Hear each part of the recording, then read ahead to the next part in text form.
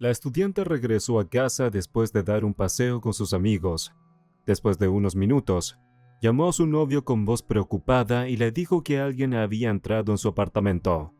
Luego prometió llamarlo de nuevo y colgó, pero la llamada nunca llegó, por lo que él decidió ir a su casa. Lo que sucedió después se convirtió en una larga y compleja investigación, que solo se resolvió después de 26 años. Ángela Zamota nació el 19 de septiembre de 1964 en la ciudad estadounidense de Alameda, California. Era la más joven de 5 hijos. Cuando tenía 1 año, su padre murió y su madre los crió sola. Después de graduarse de la escuela en 1982, la chica ingresó a la Universidad Southern Methodist en Dallas, Texas. Ella eligió la Facultad de Informática y Electrónica, que no era la especialidad más popular para las mujeres en aquellos días. Debido a esto, Ángela fue una de las pocas chicas en el curso, pero esto no le impidió estudiar excelente y avanzar en su carrera elegida. Ángela también tenía muchos amigos, y luego comenzó a salir con un chico llamado Ben McCall. Era varios años mayor que ella y trabajaba en un puesto de dirección en una empresa de construcción. Durante los primeros años de estudio, Ángela vivió en un dormitorio y durante ese tiempo, ella y su compañera de habitación, Sheila, se convirtieron en mejores amigas. En algún momento, la chica decidió alquilar un apartamento cerca de la universidad y eligió un complejo residencial a 5 minutos del campus. Además, consiguió un trabajo a tiempo parcial para cubrir los gastos de alquiler. El viernes por la noche del 12 de octubre de 1984, Ángela decidió ir a un bar con sus amigos. También invitó a su novio, pero al día siguiente él tenía que trabajar, por lo que se negó. En lugar de eso, Ángela fue con su amiga Anita y su conocido en común llamado Russell. Visitó varios bares y se divirtió mucho, después de lo cual decidieron irse a casa alrededor de las 1 a.m. Como Ángela casi no bebía alcohol, accedió a llevar a sus amigos a casa. Primero dejaron a Russell en su apartamento. Anita inicialmente quería pasar la noche en casa de Ángela, pero ella planeaba asistir a un partido de fútbol temprano en la mañana, por lo que Anita le pidió que la llevara al dormitorio. Después de eso, Ángela decidió hacer una breve parada en casa de su novio. Estuvo allí por unos minutos antes de irse a casa. Su apartamento estaba a solo unas cuadras de la casa de Ben. Después de despedirse de Ángela, él se fue a dormir, pero después de 10 minutos se despertó por una llamada a su teléfono de casa. Al otro lado del teléfono estaba Ángela y su voz sonaba muy preocupada. Al principio solo le pidió al chico que hablara con ella, lo que le pareció extraño, mientras escuchaba algún ruido de fondo e intentaba averiguar qué estaba sucediendo con la chica. Pronto, ella finalmente dijo que alguien había golpeado su puerta y le pidió usar su teléfono y baño. Ángela no especificó si lo había dejado entrar voluntariamente o si el hombre había entrado en su departamento sin su permiso. Ella le preguntó a Ben, ¿hay alguna tienda de 24 horas cerca de su casa con un teléfono público? El chico consultó la guía telefónica, encontró una tienda adecuada y le dio la dirección. Ella repitió esta información al hombre y le dijo a Ben que le devolvería la llamada pronto, pero nunca lo hizo. Ben esperó unos minutos y comenzó a llamarla, pero no recibió respuesta.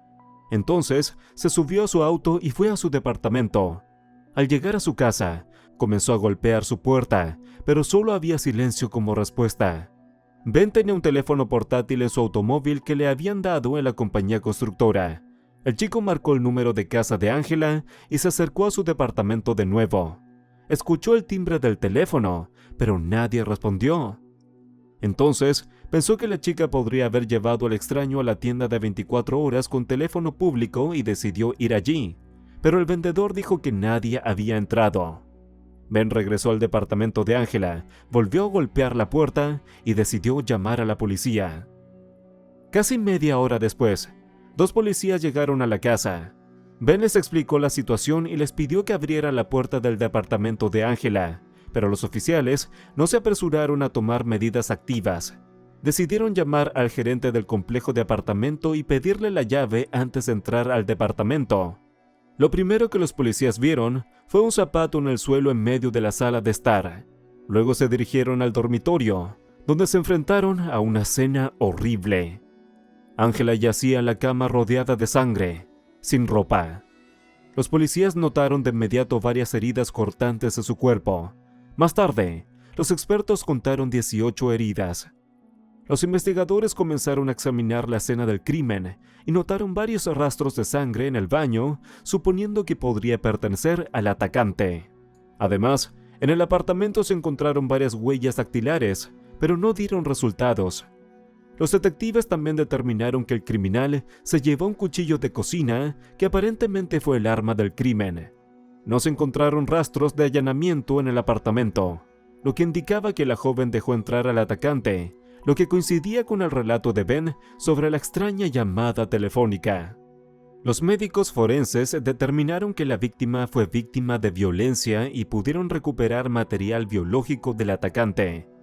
Desafortunadamente, en 1984 aún no se realizaban pruebas de ADN, por lo que los expertos solo pudieron determinar su grupo sanguíneo. Los investigadores comenzaron a buscar al sospechoso, revisando todas las posibles líneas de investigación. En primer lugar, examinaron a todos los empleados del complejo de apartamentos que podrían haber tenido acceso al departamento. Después de eso, examinaron a los hombres que vivían en el área y que habían sido condenados previamente por delitos violentos, pero todo esto no dio resultados. Luego, decidieron centrarse en los conocidos de Angela y comenzaron interrogando a su novio. Él les contó sobre la llamada y sobre el hombre desconocido que había venido a verla, pero los detectives no creyeron de inmediato su historia, sospechando que Ben pudo haberla matado y haber inventado esa historia. Sin embargo, el chico aceptó proporcionar sus huellas dactilares y una muestra de sangre. Los expertos determinaron su grupo sanguíneo y no coincidió con el del asesino. Hablando con amigos de la víctima, los investigadores identificaron otro sospechoso, su exnovio, con quien Angela había salido en su ciudad natal. Según los amigos, a veces se comportaba bastante agresivo e incluso amenazó a la chica con un cuchillo. Su grupo sanguíneo no coincidió con el del asesino, por lo que dejaron de considerarlo como sospechoso. El siguiente sospechoso fue Russell, quien pasó tiempo con Angela unas horas antes de su muerte. Y aquí, los policías recibieron su primera señal de alarma. No pudieron encontrarlo al día siguiente del asesinato. Investigando más a fondo, descubrieron que Russell había asistido a una boda de amigos esa mañana del 13 de octubre, después de lo cual voló a otra ciudad para visitar a familiares. Cuando regresó a casa al día siguiente, lo llevaron a la estación de policía para ser interrogado. El joven afirmó que no tenía nada que ver con el asesinato, pero los investigadores dudaban de su sinceridad. Russell vivía solo y no podía confirmar que estuvo en su apartamento esa noche. Además, los detectives descubrieron que Russell sentía simpatía por Angela. Él era varios años mayor que ella y trabajaba como arquitecto. Se conocieron a través de amigos comunes poco antes de su muerte, y Russell intentó invitarla a salir, pero la chica dijo que tenía novio y continuaron hablando como amigos. Los detectives también se preocuparon por el hecho de que Russell se fue a otra ciudad casi inmediatamente después del asesinato. Teniendo en cuenta todo esto, rápidamente se convirtió en el principal sospechoso. La nueva versión de su participación tenía sus incongruencias. Según la historia de Ben, un extraño hombre llegó al apartamento de Angela, quien con una gran probabilidad era el asesino. Teniendo en cuenta el marco de tiempo del incidente, nadie más podría haberla matado y salir del apartamento. Sin embargo, los detectives no basaron su investigación únicamente en el relato de Ben, ya que simplemente no tenían la capacidad de confirmarlo. En las semanas siguientes, Russell fue llamado repetidamente para ser interrogado, y cada vez los investigadores se convencían cada vez más de su posible participación. Incluso llegaron al punto en que algunos detectives, en conversaciones no oficiales, prácticamente afirmaban con un 100% de certeza que él era el asesino. Sheila, la mejor amiga de Angela, recibió las noticias de su muerte con gran dolor. Tenía tanto miedo de estar sola que tuvo que mudarse con sus padres y durante el primer mes después del asesinato, incluso dormía en la misma habitación que ellos. Al mismo tiempo, estuvo casi constantemente siguiendo el curso de la investigación. Llamaba constantemente a los detectives y se reunía con los investigadores. Sheila les hablaba de los amigos y conocidos de Angela, con la esperanza de ayudar a descubrir la verdad. Durante una de estas reuniones, un detective le dijo que el asesino era probablemente Russell, pero que no tenía suficientes pruebas para hacerlo responsable.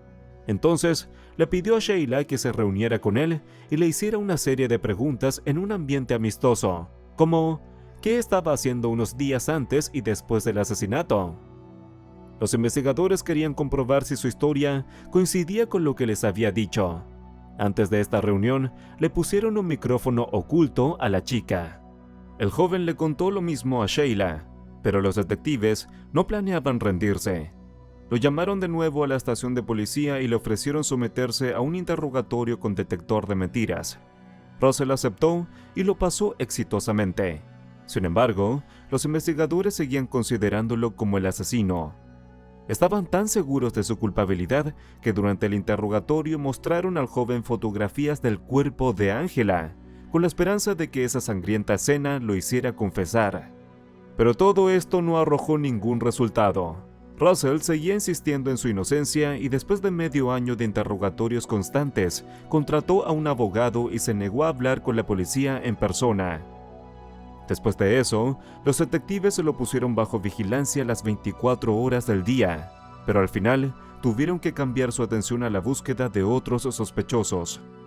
Russell se fue a Londres para obtener más educación en el campo de la arquitectura, y los investigadores perdieron la oportunidad de seguirlo durante todo ese tiempo. El caso de Angela fue ampliamente cubierto por los medios de comunicación. Sus familiares ofrecieron una recompensa de $10,000 por cualquier información que pudiera ayudar a encontrar al asesino, pero esto tampoco dio resultados. Durante la investigación, la policía encontró otro sospechoso, un estudiante de la misma universidad de Angela. Los investigadores recibieron una pista no confirmada de que este chico supuestamente estaba interesado en la chica, y también le escribió cartas de contenido enojado unas semanas antes del asesinato. Sin embargo, los detectives no pudieron confirmar nada de esto y el joven tenía una coartada sólida. Desde entonces, el caso ha estado estancado durante muchos años, y la policía no ha tenido ninguna nueva pista y todas las antiguas pistas no llevaron a ninguna parte.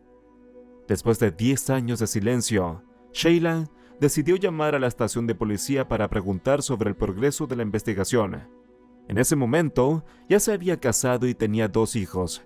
A pesar de que su vida siguió adelante, la mujer no podía olvidar el trágico destino de su mejor amiga, y lo que más la molestaba era el hecho de que el culpable todavía no había sido castigado.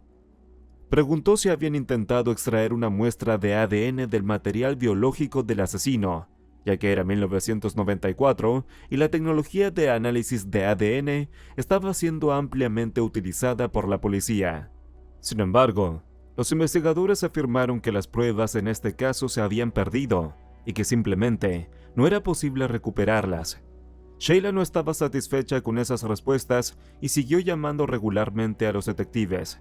Durante varios años hizo más de 700 llamadas, pero cada vez se le respondían con frases hechas. Incluso intentó pagar por el análisis de ADN de todas las pruebas restantes en un laboratorio privado, pero no se lo permitieron. El problema era que la mujer no tenía ninguna conexión con la policía y era una ciudadana común, por lo que su iniciativa no fue tomada en serio. Entonces, a Sheila se le ocurrió la idea de obtener una licencia de detective privado. En su opinión, esto le permitiría tener más influencia útil en la investigación, y comenzó a investigar el asunto. La mujer empezó a prepararse diligentemente, y después de unos meses, aprobó con éxito el examen y obtuvo su licencia. Sin embargo, no logró hacer que los investigadores reanudaran la investigación. Siguió llamando regularmente hasta que en julio de 2006, el caso de Angela fue transferido a una nueva unidad de homicidios no resueltos. Sheila se reunió con el jefe de detectives y juntos comenzaron a trabajar en el caso. Para su sorpresa, descubrió que la muestra de ADN del cuerpo de la víctima nunca había desaparecido y había estado en el laboratorio todo este tiempo. Al parecer, le habían mentido intencionalmente porque había cansado a los investigadores con sus llamadas. Sheila convenció al nuevo detective de enviar la muestra de ADN para su análisis y finalmente sucedió. Sin embargo, debido a las colas y la burocracia, tuvieron que esperar casi 2 años para obtener los resultados. El 14 de febrero de 2008, el detective recibió el perfil de ADN del asesino y lo ingresó en la base de datos del FBI. Inmediatamente vio una coincidencia del 100% y después de 24 años tenía el nombre del asesino. Cuando el detective llamó a Sheila y le informó sobre esto, ella esperaba escuchar que el asesino era Russell, después de todo. Pero para su sorpresa, el detective le dio un nombre completamente desconocido. El ADN del cuerpo de Angela coincidía con la muestra de un tal Donald Andrew Bess. El hombre, que tenía más de 60 años en ese momento, estaba en prisión por una serie de violaciones. En 1977, Donald secuestró a una chica y la violó, por lo que recibió 25 años de prisión. Como suele suceder, fue liberado de forma prematura. Salió en libertad después de 7 años, a principios de 1984, cuando tenía 36 años. Ese mismo año, mató a Angela, por lo que quedó impune durante décadas. En 1985, agredió a otra mujer y fue capturado por la policía. El hecho de que estuviera en libertad condicional en el momento del delito lo perjudicó, y Donald fue condenado a cadena perpetua. Así, terminó en prisión 1 año después del asesinato de Angela. Los detectives recopilaron toda la información necesaria y fueron al centro correccional para interrogarlo. Donald negó su participación en el asesinato de Angela y afirmó que nunca había lastimado a una mujer. Por supuesto, los investigadores no le creyeron de inmediato, ya que encontraron su semen en el cuerpo de la víctima, pero el hombre no tenía dispuesto a dar una confesión y el caso se preparó para ser llevado a juicio. El inicio del juicio se retrasó debido a graves problemas de salud de Donald, ya que sufrió un ataque cardíaco unos días antes de la audiencia. Finalmente, el juicio comenzó el 2 de junio de 2010.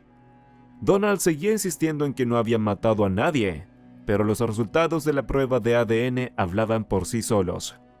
Su abogado intentó enfatizar los problemas de salud y el buen comportamiento en prisión para obtener una sentencia más leve para Donald.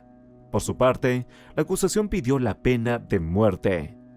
Según los investigadores, Donald vio a Angela en uno de los bares o en la calle y la siguió. Cuando ella llegó a casa, él llamó a su puerta y le pidió usar el teléfono y el baño. Después de que la chica llamó a su novio y colgó, Donald la atacó y la agredió. Los detectives creían que el delincuente todavía estaba en el apartamento de Angela cuando su novio llegó y comenzó a golpear la puerta. Donald pudo haberse asustado de que su víctima gritara, por lo que le propinó varios golpes. Después de que el novio de Angela se fuera, él abandonó el apartamento. El juicio recibió una gran atención en los medios y esto tuvo consecuencias inesperadas. Varias mujeres se presentaron ante la policía y dijeron que Donald Bess las habían agredido en diferentes momentos. Uno de ellos era su ex esposa, quien contó al tribunal sobre los constantes abusos por parte de Donald. Él le levantaba la mano, incluso cuando ella estaba embarazada de su hijo, y después del nacimiento de su hija, también la golpeaba. La esposa tuvo que huir y esconderse, ya que temía por la vida de su hijo. Como resultado, el jurado lo declaró culpable del asesinato de Angela y el tribunal condenó al hombre a la pena de muerte. Desde entonces, intentó impugnar la decisión del tribunal varias veces, pero no tuvo éxito. Donald pasó 12 años más en la cárcel. Durante todo este tiempo, su fecha de ejecución nunca fue programada. Sin embargo, en octubre de 2022, el delincuente murió de muerte natural. Otro ataque cardíaco resultó fatal. Así, este complicado caso llegó a su fin. Los investigadores reconocieron que, en gran medida, esta investigación pudo avanzar gracias a Sheila, quien no dejó de intentar descubrir la verdad. Después de que su historia se difundió a través de los medios de comunicación, los familiares de otras víctimas, cuyos casos habían quedado sin resolver durante muchos años, comenzaron a acudir a ella. Como resultado, Sheila decidió ayudar a estas personas y fundó una organización sin fines de lucro. En cuanto a Russell, el departamento de policía le ofreció disculpas oficiales por los largos meses de persecución. El hombre admitió que todo esto le arruinó la vida y que temía seriamente ser encarcelado por un crimen que no cometió. A pesar de esto, hizo todo lo posible por ayudar a la policía a descubrir la verdad. Después de todos estos eventos, se convirtió en un arquitecto famoso en Dallas. En toda esta historia, hay un aspecto que todavía preocupa a los investigadores. Admiten que Donald podría haber tenido muchas más víctimas, incluso a pesar del hecho de que pasó la mitad de su vida en prisión. Tal vez, tarde o temprano, puedan conectarlo con otros crímenes. Comparta su opinión sobre esta historia en los comentarios y no olvide darle me gusta a este video si le gustó. Gracias por ver.